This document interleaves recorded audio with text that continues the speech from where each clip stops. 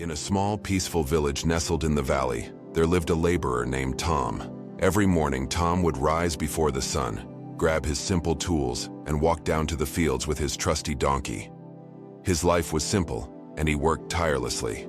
His task was to dig up soil from the fields, load it onto his donkey, and sell it to nearby merchants. Tom had no grand ambitions. He didn't dream of becoming rich or famous. His life revolved around hard work and the satisfaction of earning enough to get by. He was content, though tired from the long days of physical labor.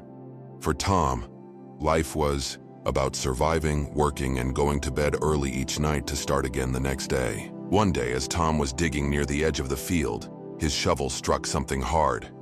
He grunted in frustration, expecting it to be just another rock, something he would have to toss aside. But as he pried the earth away, he realized that it was no ordinary rock. It sparkled in the sunlight, catching his attention. Tom paused for a moment, wiping the sweat from his brow. He had never seen anything like it before. The stone was smooth, shiny, and it shimmered with an almost magical glow. Tom wasn't a man who knew much about valuable things, but even he could tell this wasn't just a regular stone. Tom thought for a moment. He had no idea what this stone was worth, if anything at all. But it was pretty. And so, not wanting to lose it, he decided to tie it around his donkey's neck. After all, it would be safe there. And maybe it would be worth something someday, though he didn't know how or why. The stone hung there, bouncing gently as the donkey trotted back home. Tom continued his work as usual, not paying much attention to the strange stone around his donkey's neck.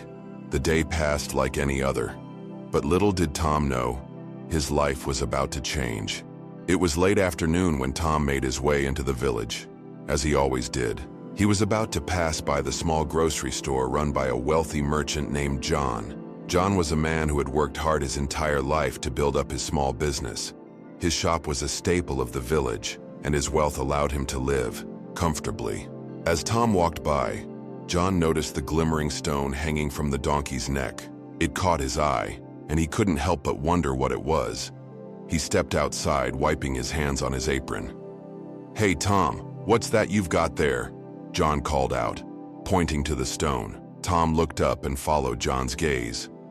"Oh, it's just a shiny stone I found while digging. I tied it around my donkey's neck. No big deal." John squinted at the stone, his curiosity piqued. "It looks like something valuable.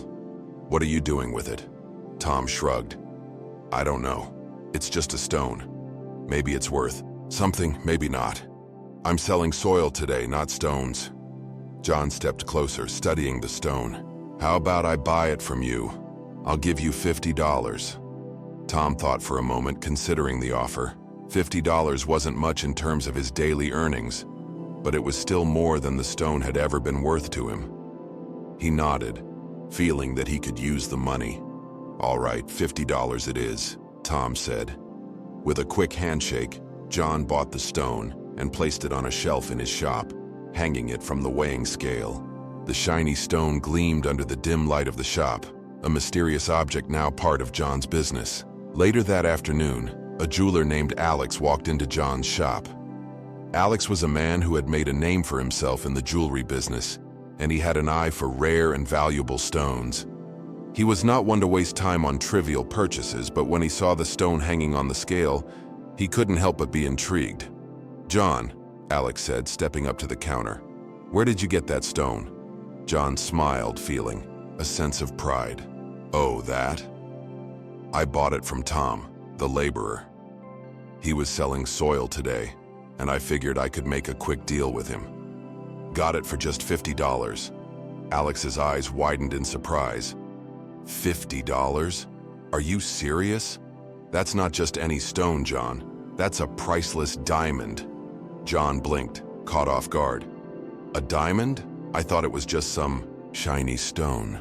Alex nodded, shaking his head. That's no ordinary stone, John. It's a diamond, a rare and valuable one at that. I'd offer you $80 for it right now without a second thought. John, sensing an opportunity, smirked. I'll tell you what, Alex.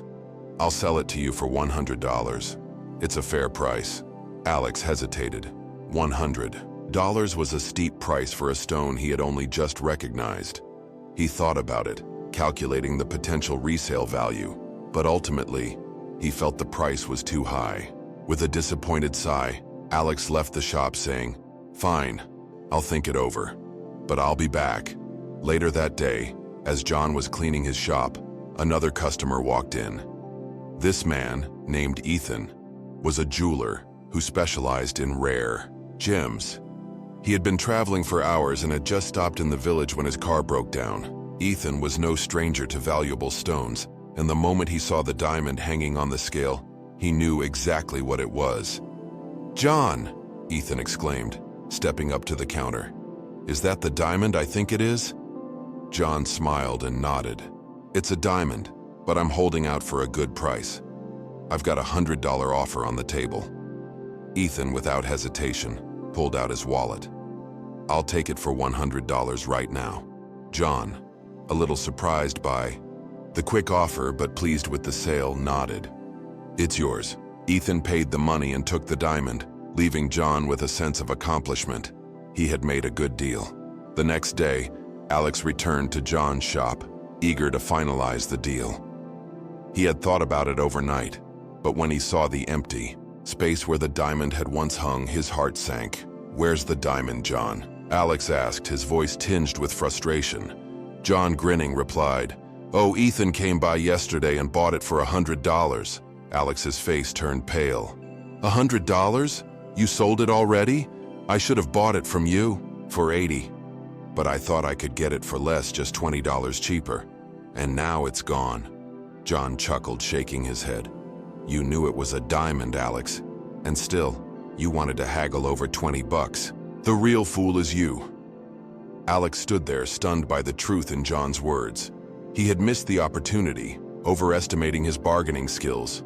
And now, the diamond was gone. Forever. The story of Tom, John, Alex, and Ethan teaches us valuable lessons. First, we learn to be cautious about being too stingy, as it can cost us great opportunities. Sometimes the best time to act is now, without delay.